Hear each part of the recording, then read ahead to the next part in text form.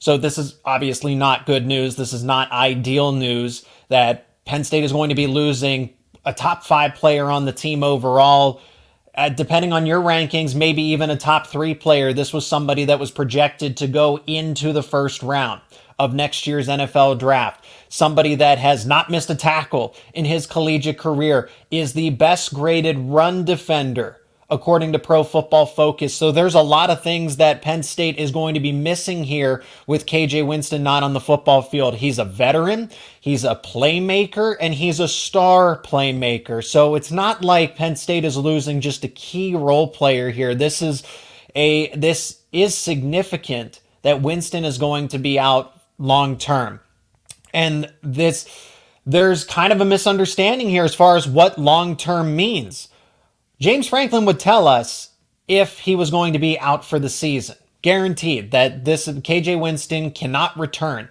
But I feel like there's a lot that can be guessed about what long term means. Does that mean a month? 4 weeks? Okay, that seems like a best case scenario, because then Penn State gets into USC and Ohio State and Wisconsin and Washington, where they would really need him most. Or does that mean 6 to 8 weeks? Okay, so past the gauntlet, but he returns for that final portion of the season. And then the worst case scenario, which is, okay, he's not out for the season because he can return in time for a Big Ten championship, which of course, okay, better late than never, or the college football playoff, because you can't assume that Penn State's not going to finish its season there, that they are going to make the college football playoff. So long term can mean a lot of things. The best case scenario is that he misses a few weeks. The not so ideal scenario is that he misses USC and potentially Wisconsin, Ohio State. That is a massive deal if he's not available for Ohio State. And then the worst case scenario is that he's not around until the end of the regular season, potentially a conference championship berth. But if he's not available, that makes it tougher to get there. And same thing with the college football playoff.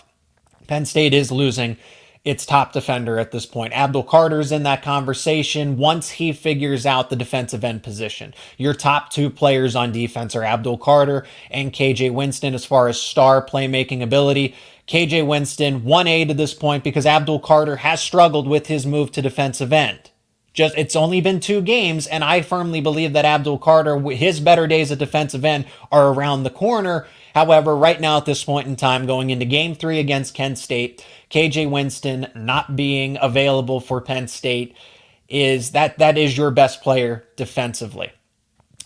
And what Penn State talked about, and we're also going to bring Zane Bransfield, associate producer, into the show to talk about this further on the live stream. Again, looking for your comments as well to go through this and talk about this. If Winston's not available, Penn State has to make some changes, big changes defensively. They are going to show more of a 4-3 defensive look from time to time, because right now you don't have a reliable safety option after KJ Winston, Jalen Reed, and Zach Wheatley. Dejon Lane, the true freshman, has been praised, has been talked about very highly.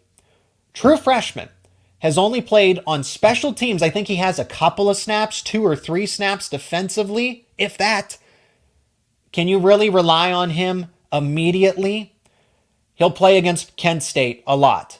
But Illinois is a different challenge. That could potentially be a top 25 matchup if they do in fact beat Nebraska this upcoming Friday. The defense, though, you are going to have to really rely on your veterans. So that's why I'm anticipating, and I've already talked about this earlier in the week, what happens if KJ Winston does miss time? Well, now we know that he's going to miss time. They're going to play 3 linebackers again. You have to. You can't just turn to a true freshman safety and say, okay, you're in, do the same things, do similar things that KJ Winston was doing.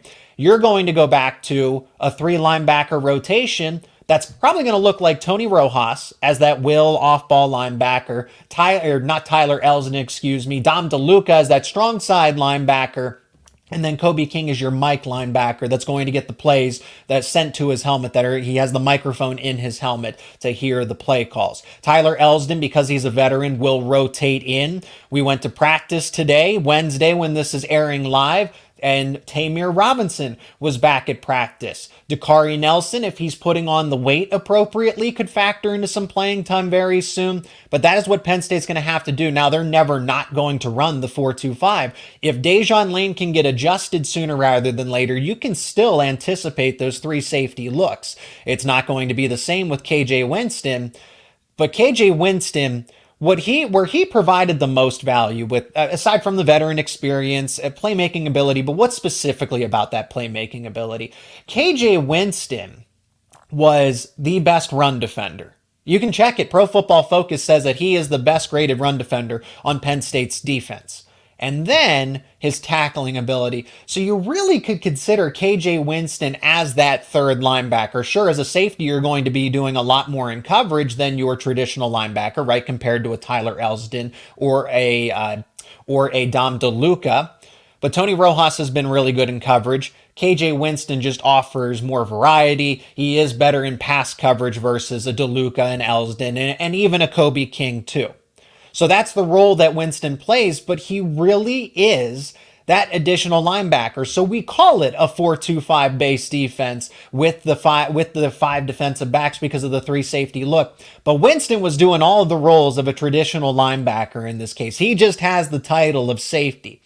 So Penn State going back to a 4-3 is probably a welcome change for a lot of Penn State fans, but it's not a wholesale change where they scrap everything. It is really dependent on how soon can you get Dejon Lane ready to go at safety, at that safety position, and then what other options you have.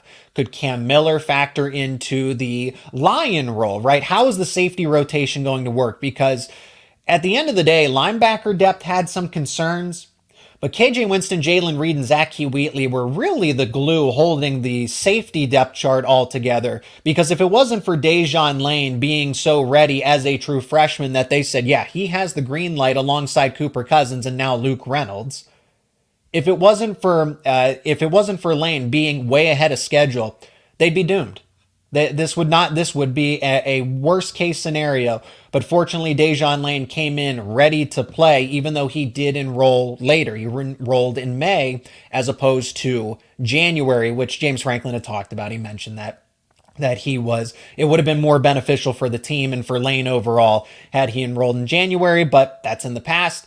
He's going to have to be ready to go now. Kent State is an opportunity to get valuable in-game playing experience, but you're not really going to have that reality check until you get into Big Ten conference play. And Illinois is not a pushover. I think that they're overrated currently in the top 25, but that doesn't mean that Penn State is going to absolutely wipe the floor with them. They're well coached. They have a returning quarterback in Luke Altmaier. They still do things well. I think they've lost some key pieces defensively, which is why Penn State, I think, will win in the end and will win by a comfortable amount. Again, I don't think it's a blowout in this case, but Penn State can wade the storm of Kent State, because that's not even a storm. That's nothing. I don't even know what that. They're the worst team in college football. They're a bottom 5 team.